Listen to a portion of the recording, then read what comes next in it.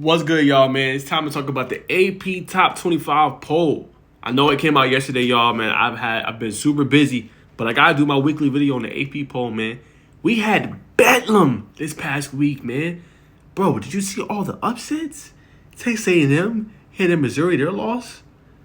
Bama losing to Vanderbilt, right? Tennessee losing to Arkansas. We had 5 upsets in the top 15 of the past week. It was insane. I didn't get to see all of them because I had to work the night game with Georgia Tech playing Duke, which was a good game, good ending for them. But man, it was crazy. Went back, watched some highlights, watched some film, looked at some stat sheets, man, and it was incredible.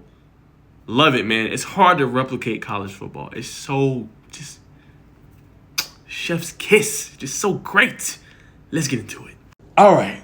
Number 1, and as they should be, Texas. Big game coming up. Red River rivalry. I'll talk about the matchup more later in the week. Y'all know how I break down the top matchups. They got Oklahoma. Woo. That's going to be a game. But Texas, they should be the number 1. Ohio State handling Iowa. They got a big game this week. We'll talk about that here in just a second. But number 2, I agree. Number 3, you got Oregon. Oregon's been looking good. They beat up on Michigan State pretty good there, man, at home. Tej Johnson was going off. Dylan Gabriel looked like he's found his groove. Defense was getting some stops. You got OU versus Oregon. Woo! That's going to be a game right there, man. The bettors, I wonder how they're going. They got to be a toss-up. Got to be a 50-50. We'll look more at that later this week. All right, 4, you got Penn State. A little bit high for me, I'm still, the jury's still out on Penn State, right? Drew Aller did his thing this past week. I still want to see them play a formidable opponent. They have beat Illinois, who's number 23 in the AP poll. But let me see them play Oregon, Ohio State, Mich. I know Michigan lost to Washington this past week, but I want to see them play a tougher team. Jury's still out. Now, Georgia, again, the SEC, man, I get it. I really do, man. The SEC is tough. Not an easy conference to win in. Struggled a little bit in that first half against Auburn, but put it on in the second half. Was able to get it going. I believe Carson Beck didn't throw an incompletion in that game from what I seen in the stats. Unless I got the wrong stats. That is what I seen, man. I think Georgia's still a college football playoff caliber team. I just think this is not necessarily the way fans expected it to go. Now, when I say that, I think the fans have been spoiled to a degree. Now, when I say spoiled, I think they're expecting every single game for Georgia to dominate. That's just not possible, right? You're playing in the SEC. You're playing in one of the toughest conferences, right? You're playing up against tough opponents week in, week out. You gotta bring your chin strap. That's hard to ask every single week. As long as you're winning, you should feel pretty good. All right, next you got my Miami Hurricanes. Y'all say what y'all want.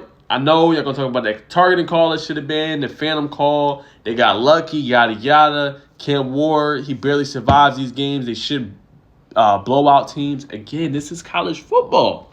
You know what I'm saying? So you're not going to win every game. Every game is not going to look good. Some games you're going to have to win ugly. And I thought it was over. When he threw that pick 6, I was like, man, this game's a wrap, man. To be able to come back from 35-10 and be able to win that game, great resolve, man. Them is program-defining wins. And obviously Miami's already a top 6 team and one of the better teams in college football. But that does a lot for your moxie. That does a lot for your group and your team.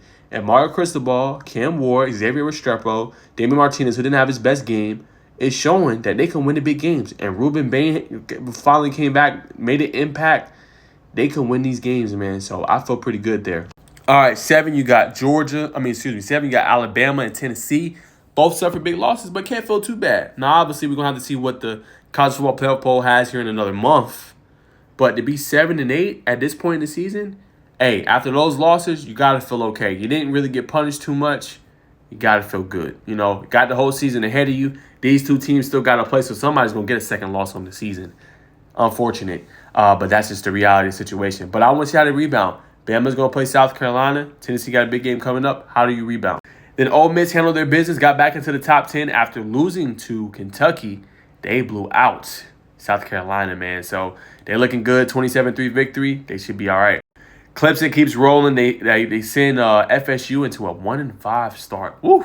If y'all had told me that at the beginning of the season, they would have been 1-5 through 6 games, I wouldn't have believed you. I wouldn't have believed you. But Clemson's looking for real. It's the same thing. I just want to see them play a for real team. I want to see them get challenged a little bit against a superior opponent. But as I was telling Will in my live video last week, that's not going to come probably to the ACC championship game. It's unfortunate, but that's the reality of the situation. All right, 11, you got Iowa State. I think they had a typo here. Also, Notre Dame in there at number 12. Looks like in the AP poll, two really good teams. Iowa State's been a surpriser. I think so far in the Big 12, they've been doing their thing. Going to be a team to watch. Let's see if they can pull it out. Let's see how they're going to be looking. Notre Dame, also another top team. Riley Leonard. Let's see, they got some formidable opponents coming up. How do they handle that? Then I think one of the most slept-on games, we'll talk about the matchups more. Ole Miss got LSU. Woo! Man, that's going to be a game, y'all. I'm telling you, man. Again, I'll dive into the matchups more later. That's going to be a heck of a ball game. I think LSU was coming off, I believe it was a bye week. I want to see what they're able to do. Got a loss already on the season. How do they rebound? BYU 14, been doing their thing this season. Really good team out there in the Big 12. Texas A&M. Yo, we got to start paying attention to them. Connor Wigman was back. Le'Veon Moss. Woo! Over 150-plus yards rushing, 3 tutties in this game. Missouri didn't have an answer. They got shell-shocked the entire game. And I'll tell you, boy, Texas A&M, they got lost on the season. They are 5-1. They look for real. They lost to Notre Dame earlier this year.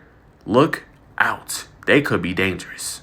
Now, 16, you got Utah. 17, with Boise State, Ashton Jeanty continuing to cement himself as the Heisman favorite, man. Another 180-plus yard rushing game, multiple touchdowns. He's been balling out. Boise State looks like they could be that challenger as a Group 5 team to get into this college football playoff if they keep it up. All right, 18, Indiana. They continue to make history, 6-0 under Coach Cignetti. They're doing their thing this year, man. The new Indiana is what they like to call it. And I'm going to tell y'all, I can't speak too much because I have not seen a lot of their games. But when I get a chance this season and I have a little bit of time, I'm going to watch one of their games. I have a little bit more intel to provide on them and how good I think they are. Now, 18, you got obviously, or 19, I should say, or 18. However they got this poll going. I'm just going off of what I saw. But you got Kansas State, pretty good team. One loss on the year, but should be interesting to see. Them and Utah are some of the Big 12 favorites. They got their work cut out. They got Colorado off a bye. It's going to be a game. 10:15 on ESPN. I have more intel on that later this week. All right, now you got Oklahoma. Now, Oklahoma, y'all can really mess up this little poll. All right? Now, I think Jenkins went out with an injury, I believe, in their last game. SEC was going to be the starter. But y'all can mess this whole thing up. If y'all can beat Texas in that Red River rivalry, it's going to be bedlam because you got all these teams that lost. The Georgias, the Bamas, the Tennessees, the Ole Miss, the Clemsons, right?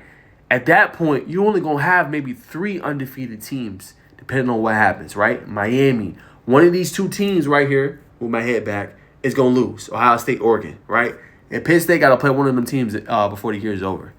So you will create absolute bedlam. Like, no undefeated team. Everybody pretty much darn near has a loss. Got something big coming up. Obviously, 21, I agree. Missouri, they got outplayed, outclassed. Brady Cook did not have a good game. They couldn't get nothing going offensively. Luther Burden didn't have his best game as well. They look shell-shocked. They look ill-prepared. And Nick Scott and that defensive line took it to him. All right, 22, you had, obviously, Pittsburgh, Eli Holstein. They're rating him as one of the best quarterbacks in the ACC. Had a career-high 381 passing yards against UNC, sent them to their second loss in the ACC. They're on a current 3-game losing streak.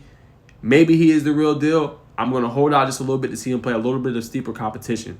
But Pittsburgh being ranked undefeated, I agree with that. All right, last but not least, you got Illinois still in there, still holding on to that 23 spot. Michigan suffered their second loss to Washington on the road. Alex Ujiri got benched for I believe his name is Jake Tuttle. So Michigan's on the ropes right now, but it could be one of those teams that could potentially pull off some big wins coming up, maybe against Penn State, handing them their first loss. Can't sleep on when they play Ohio State, even though Ohio State should be favored. Can't sleep on that. Last but not least, SMU. I agree with them being ranked. They did their thing against Louisville, handed them their second loss. I picked Louisville to win, so I was wrong on my picks. But I always told y'all, and when they beat Georgia Tech, I said, I don't think Louisville's that good of a team. I did take them in that game. I was wrong. I will admit that.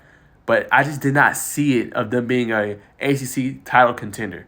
SMU proved my point right, and I think they're out of contention now, especially after that loss.